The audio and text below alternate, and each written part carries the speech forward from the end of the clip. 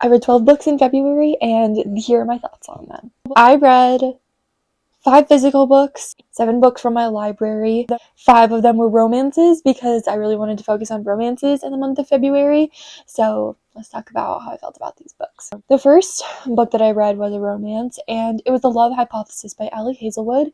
I had never read an Ali Hazelwood book before, and I really wanted to, and so I was like, okay, like, where do I start? And obviously you start with The Love Hypothesis because I feel like it was the first one of hers that really got popular, and this book takes place in grad school, and essentially this grad student ends up like fake dating one of the professors in her like program, and then obviously it goes from there. And she's fake dating this guy because her friend starts dating a guy that she used to date, and she wants to convince her friend that it's okay with her that she dates this guy that she had dated before, so she like acts like she's into somebody else, and just happens to be this professor that she like randomly pretends that she's into. And yeah, things go from there. It's a pretty good book. I kind of had issues with it. I really liked the grad school like vibe because I'm in grad school, so I like related to it, but there were some things about it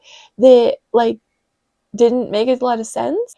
Yeah, there were a lot of things about it that I just wasn't super into. I liked both of the characters. I liked it as a romance. It kind of annoyed me in some ways. I think that some of the dialogue threw me for a loop. I wasn't a huge fan of it, but I will read more Ali Hazelwood books. I do just like romance as a general rule of thumb, so I'll definitely read more of her books. And then I finished The 5 People You Meet in Heaven by Mitch Albom, and I read this book in like 8th grade during like school testing. I remember it, and and then I got it from Barnes& Noble. I never physically owned it. It was probably a library book, and so I figured I would read it again, and I had never rated it on Goodreads before. It was one of those that I guess I didn't remember that I had read, but it is good. So this old man works at like a fair, and he ends up dying because that's like he's the man who fixes the rides at the fair, and a cart like doesn't break, like stops and breaks or whatever, and it ends up falling on him and killing him, and he goes to heaven. And it's about the 5 people that he's like set up to meet there, and they're people from his life, and they're meant to like, teach him lessons and stuff. So it is interesting. It's a really good concept. I know that Mitch Albom has also written Tuesdays with Morrie, which I really want to read, and this book wasn't like perfect, but it had a lot of wisdom in it. I enjoyed it. It wasn't like my favorite thing ever, but yes, I did like it, and so I would recommend it. I think it's so short and quick and easy. Like the impact that it has, I think, is worth it. I think that anyone who's like considering wanting to read it should read it. Now I'm going to talk about the 3 sports romances that I read, not in a row. I was like kind of going in order, but there's no reason for me to talk about these books separately.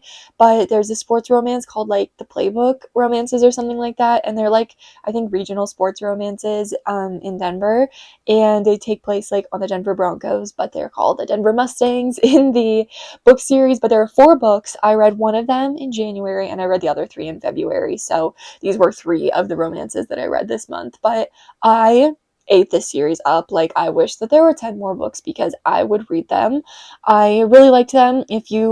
I'm a person who really likes sports romance, and so if you're also that person, you're also a girly that's into football, it kind of talks about like the intricacies of the like family, and I don't know. I want to say like the more feminine aspects of football because it really does talk about those. It talks about like the women who are like the wives and girlfriends of the players, and then like caring for a man who plays football and all of that. But they're also just really good romances. So I read Fumbled, Blitzed, and Snapped, and I think my favorite one is the second one, and then maybe the first book, and then the third one, and then the fourth one maybe. They were all really good though. I enjoyed them, and I really liked the take that they were. I really loved how they were written. I don't know if Alexa Martin has other books, but I'm probably gonna like find out because I want to read them because I loved these so much. And if you're into romance, if you're into sports romance, if you're into football, like I think you would really like them, particularly if you live in the Denver area because they talk about like cities in Colorado and places to go in Denver, and it's So enjoyable. I really liked them. Next, I read The Running Man by Stephen King, and I had this book on hold for like 6 months because the movie came out, and so it was, I guess, really popular, and everyone wanted to read it, and I actually had really high expectations for this book. It is an early Stephen King book, and maybe that was the problem that I had with it. I just didn't like this book really at all. The concept is interesting. It's like Stephen King's dystopian book. I don't know if he has others that would be classified as dystopian, but definitely his first one, in a world set, I think it's set in like current time, like now, like 2026 or something like that. And people there's like separated classes and things like that, but people can volunteer to like go on these series of television shows where they can win money. So like there's one where and like run on a treadmill for as long as you can. But the one that the main character signs up for is essentially he's like being hunted alive by like everybody in the country to win money or to like get paid to like if they see him. So everyone is pretty much hunting him and he's just like running away from them and he has to survive for like say 24 hours. And I just had a lot of problems with this book. One, the plot was not interesting to me, and I think that's just because it wasn't written in a very engaging way, in the way that I don't know. I like Stephen King, but I did not like this book. It's easily my least favorite of his that I've ever read. And I have read enough Stephen King to where I know that he doesn't like women, like, the way that he writes about women is not great. Like usually his female characters are the exact same character and they're very one-sided, and often he writes the same man and this man objectifies women and all of that. But like this book just took that to such a larger extreme that I just wasn't down with. Like the point was that the main character like loved his wife so much that he wasn't gonna look at other women and he wasn't gonna like get with other women just because he was probably gonna die. Like the one thing that really sticks out to me about this book is then later he meets this woman who just like doesn't understand why he would go on this show. Why don't you just get a job if you need money? And he's like, I thought about R-wording her. And I'm just like, so you love women and your wife so much that you don't want to like get with another woman because you just love your wife so much, but you think that you have to R-word a woman because she doesn't understand why you went on this game show and she like expressed that to you. I don't know. That just like really in particular rubbed me the wrong way, and I was just like, what are we doing? Like it felt very outdated. It was kind of written in a way where it seemed like Stephen King was creating this world that like he was unaware of, which of course he was, but it seemed like the main character and the way that the story was told in third person like was also discovering the world with you, like things that exist but like being described in a really weird way. I just didn't like it, didn't think it was well written at all, and um wish I could unread it, honestly. Then I read Life of Pi by Jan Martel, and this book was one of my dad's favorite books growing up, and so I had seen the movie a few times, and I kind of knew like some of the plot points, but it was like as a kid, so I didn't really know a lot about this book. I just like kind of knew of it, and I liked this book. It was not really what I was expecting. It's not written in a very easy to read way. It is the chapters are just like little line breaks. I'm like, dude, I love when a chapter is like a page break because then I actually feel like I could stop reading. But I just kind of flew through this book. Maybe no, it took me a week or two to read this book, and it was good. It was really interesting. Not quite what I expected. It had moments of like really intense gore that was really hard for me. I don't know what I expected about like a survivalist type book. Like obviously that's the point, and so it was gonna be like that, but it was like really gory, and some of the descriptions and the plot was good. It was really interesting. At the beginning I was kind of like, why are we getting all of this? When is Bro gonna get on the boat? But then I realized like it is a very well told story. Like this won the Booker Prize whenever whichever year that was, but it is a good book. I enjoyed it. I learned a lot from it. I learned a lot about animals and zookeeping. So this book is about like a 16-year-old kid who his father is a zookeeper and he grows up in India. and he's just kind of a smart kid. He's really into religion. He grows up like Hindu, and then he learns about Christianity, and he learns about just all of these different religions, and he ends up really liking them. And it kind of creates a divide between him and his parents, because they're like, what is wrong with you? Like, why do you like all of the religions? You're supposed to just pick one. And then due to kind of the state of India and like annexing of different like territories and stuff, they decide that they need to leave India and move to Canada. And so they get on this like voyage, like huge trip, like moving all of their zoo animals and everything, and then the ship sinks, and Pi is left on a lifeboat. Like, he's shoved off the ship onto a lifeboat with like a tiger and orangutan like near the area, and a hyena and a zebra like just on this boat with him, and he's just kind of has to figure out how to like survive in the ocean. And it's told very immediately in the book that like he survives this voyage, and so that's like not a spoiler. I think this book has been out for long enough anyway, but he ends up being at sea for like almost a whole year, like 250 days or something like that. And so it's just a story about how he survives and what happens after, and it's interesting. Then I read The Disappearing House, and this is a book that it has very few reviews on Goodreads, but I heard about it from one of my favorite booktubers, and so I wanted to read it for a long time, but then my library didn't have it, and then I got back like a new library card that did have it, and so I got to finally read it. And I liked this book. It's like middle grade, and essentially this girl has like been sick, like was diagnosed with maybe a terminal illness when she was really young, and it's kind of something that still plagues her life like 5 years later. And her mom is just very protective of her and everything, and is always constantly like worried that she's going to like start having symptoms again and have to go back into treatment, her and her mom.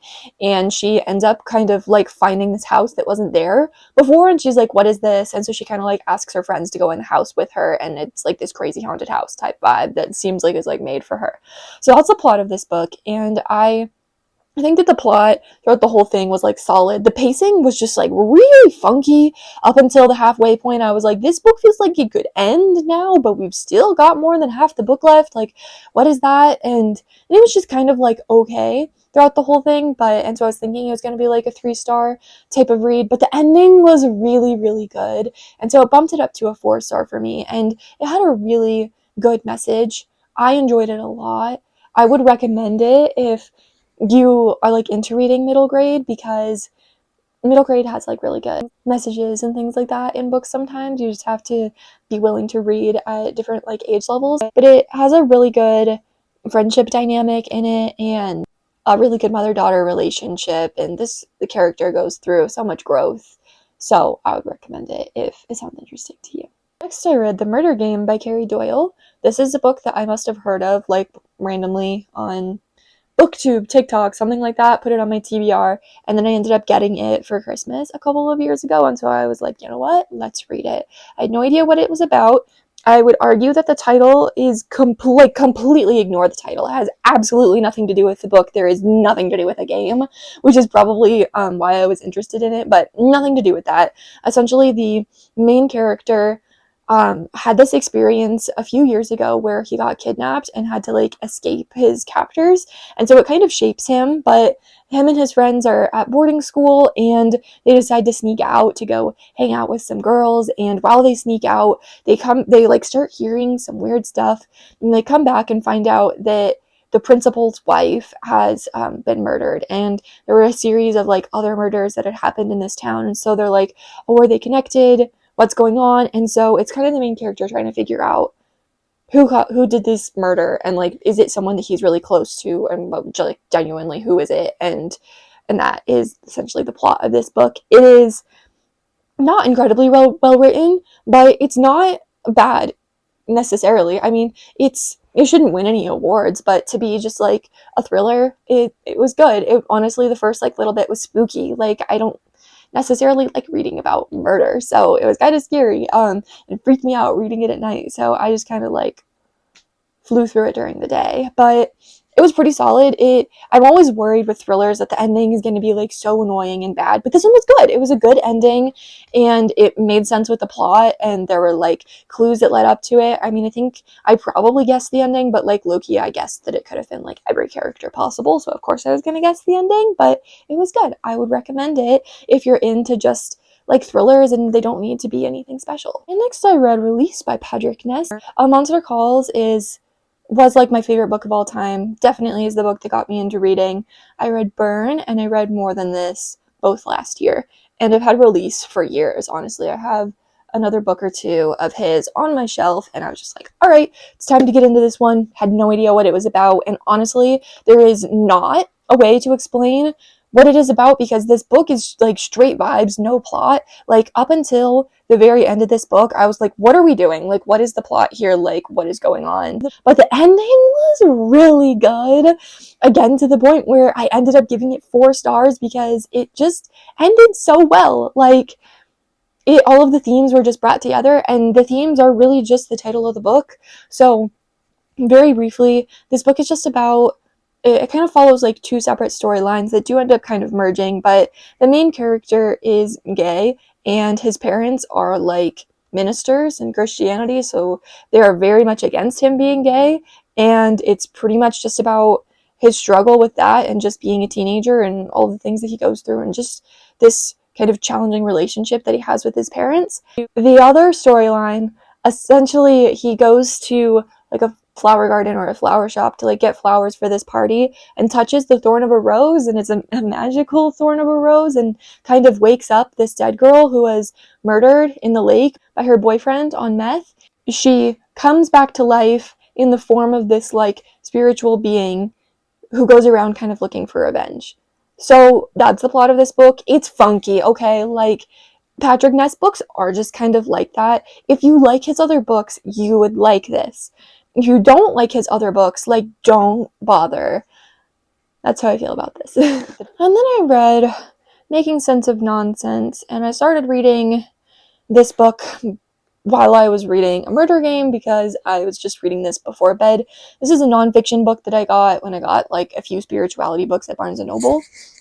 And so the main issue that I have with this book was that it was shelved like completely wrong. Making Sense of Nonsense is exactly what the book is about. It says the logical bridge between science and spirituality. And the author of this book is the man who writes about near-death experiences.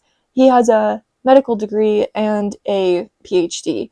But this book is literally, it has nothing to do with spirituality except for a little bit in the last chapter. And that's why I hated it. Well, that's one of the reasons I hated it, is because it's just, I don't really care about nonsense, like words and phrases that like don't make sense, like don't have inherent meaning. And this man drones on and on about like his thesis statements for the book, and it's only 250 pages, but really it should have been like 150 pages. And I got to the end of this book and he started like genuinely repeating passages that I had already read in the book, like copy paste like 3 paragraphs and then like elaborated on it later. And that was just the biggest like ick for me in a book. Like, this book heavily needed to be edited. It clearly didn't have an editor. It has like 15 ratings on Storygraph and like 50 on Goodreads or something like that. No one knows about this book, but it just, to me, emphasized how important it is for books to be shelved correctly. This book did not belong in the like spirituality section of Barnes & Noble. It belonged in like the nonfiction psychology section, where I would never have picked it up because I wish I didn't buy this book because I frankly hated it. I gained a couple of things from it, I guess, but I didn't like anything about reading this book at all. So up until this point, I had not given any book in February 5 stars, and I was kind of sad about that, and I was like, dang, I guess I'm not going to do any like really good books in February. But then I picked up Book Lovers by Emily Henry, and it was a 5 out of 5 star. I have read Beach Read. I have read The People We Meet on Vacation. I believe I'm going in publication order of like her newer romances. And so then I read Book Lovers, and easily the best Emily Henry book that I have read, like easily. People always talk about Emily Henry and like banter between her characters, and this book has that. Like I really was like, oh my god, the dialogue is to die for. Like it is so good. I was chuckling constantly while reading this book. The like levels of plots in this book were like just made for me. I absolutely loved it. It's essentially it's a romance book, obviously, so it's about a main character, and she is an agent for authors, and she kind of like along the way wanted to become an editor, but just never did it because she really wanted to take care of her sister after losing her mom, who was like their only shared parent. Just didn't really seem like it was going to, like she was really going to be able to follow the career that she wanted, but she's really into taking care of her sister. And at the core, this story is about like her relationship with her sister, and it's about like their love of books and their relationship, and or them trying to navigate being adults and identity, figuring out who they are. And then there's also the romance, and I loved it so much. I thought this book was incredible. The ending like blew me away. Like I don't know if I've ever like teared up reading a romance book, but multiple times at the end of this book I was like tearing up. There were like multiple crazy plot points towards the end, like gave me full body goosebumps, had my jaw on the floor, and this book was so good. If you are into like literary fiction and you want to get into romance, or you're into romance but also like in a literary vibe, like Book Lovers is absolutely for you. So those are the books that I read in February. I am really excited to keep reading books in March and to hopefully find some more favorites.